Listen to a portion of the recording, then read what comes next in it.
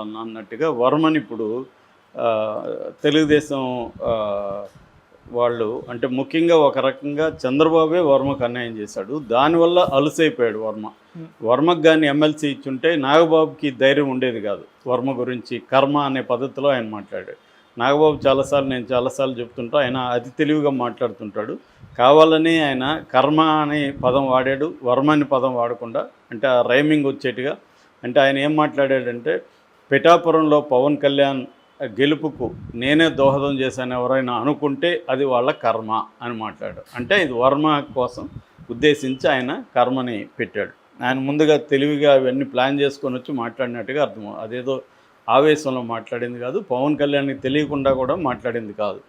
దీని నేపథ్యం ఏంటంటే, వర్మ కొన్ని రోజులకు ముందు కష్టపడి గెలిస్తే దానికి ఉండే గౌరవం వేరే ఉంటుంది అని పోస్ట్ పెట్టి తర్వాత తీసేశాడు. దీనికి కారణం ఏంటంటే, వర్మ అక్కడ నిలబడి పవన్ కళ్యాణ్ గెలిపించినా కూడా వర్మకి ఏ రకంగా కూడా అక్కడ జనసేన నాయకులు ఇంపార్టెన్స్ ఇవ్వట్లేదు అనేది వర్మలో ఉండే బాధ. రెండవది, ఫస్ట్ ఎమ్మెల్సీ ఆయనకే ఇస్తానని చంద్రబాబు హామీ ఇచ్చాడు. దాన్ని చంద్రబాబు నెరవేర్చుకోలేకపోయాడు. అది ఇప్పటి వరకు చంద్రబాబు ఆ పని చేయకపోగా నాగబాబుకి ఎమ్మెల్సీ ఇచ్చారు. దాంతో వర్మకు అర్థమైపోయింది ఇంకా కాదని. దాంతో నాగబాబుకి అండి పవన్ కళ్యాణ్ ఏంటంటే, వీళ్ళిద్దరే కలిసి వర్మకి, అంటే ముఖ్యంగా పవన్ కళ్యాణ్ చంద్రబాబు దగ్గర ఇన్ఫ్లుయెన్స్ చేసి వర్మకి ఎమ్మెల్సీ రాకుండా చూసుకున్నాడు. అంటే వర్మని వీక్ చేసేయాలి కంప్లీట్గా అనేది Pawan Kalyan strategy. Pawan Kalyan point of view నుంచి చూసినప్పుడు అది కరెక్టే. ఒక పొలిటికల్ పార్టీగా పవన్ కళ్యాణ్ తనకి ఒక స్టాండర్డ్ నియోజకవర్గం ఉండాలి అని పవన్ కళ్యాణ్ భావించడంలో తప్పు లేదు. ఎందుకంటే చంద్రబాబు కుప్పం ఉంది, జగన్కి పులివెందులు ఉంది, లోకేష్కి మంగళగిరి ఉంది, బాలకృష్ణకి హిందూపురం ఉంది. ఇలాగా పవన్ కళ్యాణ్ కూడా తనకు ఒక పర్మనెంట్ నియోజకవర్గం ఉండాలి అనుకున్నప్పుడు అక్కడ ఇంకెవరు కూడా బలం ఉన్న నాయకులు ఉండకూడదు తనకు అపోజిషన్గా ఉన్నవాళ్ళు. సో అందుకని పవన్ ఏం చేస్తున్నాడంటే, వర్మని వీక్ చేయాలనేది పవన్కున్న లాంగ్ టర్మ్ స్ట్రాటజీ. ఇప్పుడు కానీ ఎమ్మెల్సీ ఇస్తే వర్మ బలపడతాడు, ఏదైనా మంచి పోస్ట్ ఇస్తే వర్మ బలపడతాడు. ఎందుకంటే వర్మ చరిత్ర చూస్తే మనం, ఆయన పూర్తి పేరు శ్రీ వత్సవాయి సత్యనారాయణ వర్మ, ఎస్విఎస్ఎన్ వర్మ.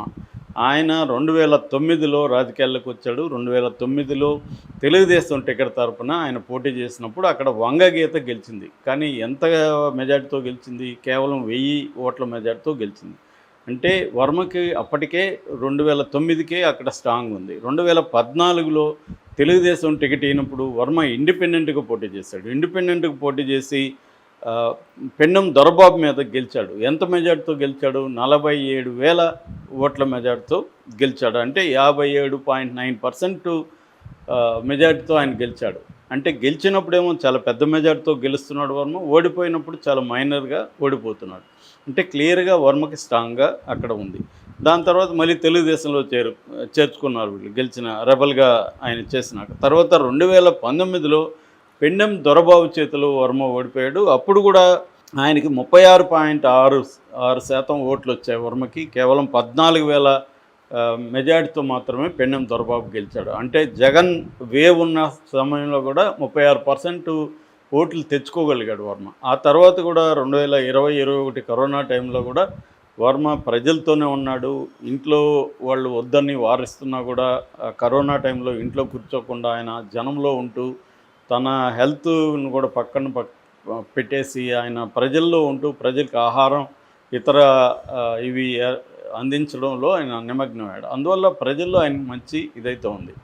సో మళ్ళీ 2024 వచ్చేసరికి చంద్రబాబు ఆ సీట్ని ఇవ్వాల్సి వచ్చింది. చంద్రబాబు పాయింట్ ఆఫ్ వ్యూలో నుంచి ఏంటంటే, పవన్ కళ్యాణ్ తనకి చాలా ఇంపార్టెంట్. చంద్రబాబుకి పవన్ కళ్యాణ్ లేకుండా తను గెలవలేడని చంద్రబాబు నమ్ముతున్నాడు. అది వాస్తవం కూడా, గ్రౌండ్ రియాలిటీ అప్పుడు అలాగే ఉన్నింది.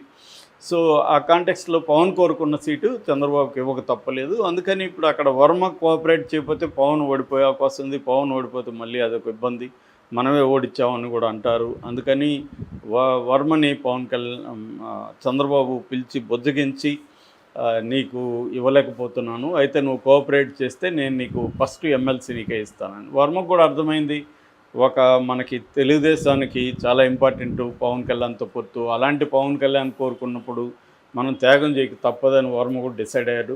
అప్పుడే వర్మకు సంబంధించిన మనుషులు చాలామంది వాళ్ళు వ్యతిరేకిస్తూ ఉంటే కూడా వర్మ వాళ్ళందరిని బుజ్జగించి ఇవన్నీ కాంటెక్స్ట్ చెప్పి చేశాడు. అట్లాగే మీరు ఇక్కడ తిరగాల్సిన అవసరం లేదు, మీరు రాష్ట్రంలో అనేక చోట్ల పర్యటించాల్సిన అవసరం ఉంది, కూటమి తరపున మీరు ఇక్కడికి రాకండి, నేను దగ్గరుండి చేస్తానని వర్మ వాళ్ళ అబ్బాయి అందరూ కలిసి గట్టిగా నిలబడి చేశారు. అప్పుడు కూడా తెలుగుదేశంలో తెలుగుదేశానికి అక్కడున్న జనసేన నాయకుల మధ్య అనేక వైరుధ్యాలు వచ్చాయి. గెలిచిన తర్వాత కూడా వర్మ ఒకరోజు నిరాహార దీక్ష తెచ్చాడు, తన కారు మీద దాడి జరిగింది అని చెప్పి ఇవన్నీ భరిస్తూ వస్తున్నాడు వర్మ. ఇప్పుడేమైందంటే వర్మను వీక్ చేయాలనే ఒక ప్లాను జనసేనలో ఉంది, పవన్ కళ్యాణ్కి ఉంది. అది Pawan Kalyan point of view చూసినప్పుడు ఇందాక చెప్పినట్టుగా అది కరెక్ట్ కూడా. కానీ వర్మ పాయింట్ ఆఫ్ చూసినప్పుడు తను మోసపోయాను, తనకు వెన్నుపోటుకు గురైన అన్న దీంట్లో ఉన్నాడు. సో దీన్ని అలుసుగా తీసుకొని ఇప్పుడు ఓపెన్గానే నాగబాబు దగ్గర పవన్ కళ్యాణ్ ఈ మాట చెప్పించాడు. సో పవన్ కళ్యాణ్ గెలుపుకి 2 ఫ్యాక్టర్స్ ఉన్నాయి. ఒకటేమో పవన్ కళ్యాణ్ లీడర్షిప్, రెండవ ఫ్యాక్టరు ఇక్కడ జనసేన నాయకులు, ఇక్కడ ఓటర్లు, ఇక్కడ ప్రజలు అన్నారు. నాగబాబు చెప్పిన దాంట్లో అబద్ధమేమీ లేదు. కానీ అసలు ఫ్యాక్టర్ ఆయన మర్చిపోయాడు. అసలు ఫ్యాక్టర్ వర్మ ఫ్యాక్టర్. వర్మనేమో కర్మాన్ని తీసి పడేశాడు. ఈ రెండో ఫ్యాక్టర్, మూడో ఫ్యాక్టర్ని గురించి మాత్రమే ఒకటో ఫ్యాక్టర్, రెండో ఫ్యాక్టర్ అన్నట్టుగా వాటిని చెప్పాడు. అసలు ఫ్యాక్టర్ని పక్కన పెట్టేశాడు. సో దీంతో ఇప్పుడు తెలుగుదేశం కేడర్లో కానీ తెలుగుదేశం నాయకుల్లో కానీ చాలా కోపం వచ్చింది దీని మీద. ఎందుకంటే అక్కడ నిలబడి ఓడించాడు, మన వైసీపీని ఓడించి పవన్ కళ్యాణ్ గెలిపిస్తే పవన్ కళ్యాణ్ ఇప్పుడు వర్మని కాదు తిడుతూ ఉండేది, తెలుగుదేశాన్ని తిట్టినట్టు. ఎందుకంటే తెలుగుదేశం ఫ్యాక్టర్ అక్కడ లేదన్నట్టే కదా నాగబాబు. వర్మనే కాకుండా తెలుగుదేశం మద్దతు ఏమి మాకు లేదు, వాళ్ళు దోహదం చేసినారు అనుకుంటే వాళ్ళ కర్మ అన్నట్టు. ఇక్కడ వర్మని తిట్టినట్టు కాదు, తెలుగుదేశాన్ని తిట్టినట్టు.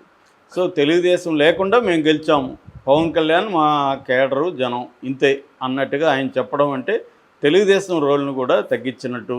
దీనికంతటి కారణం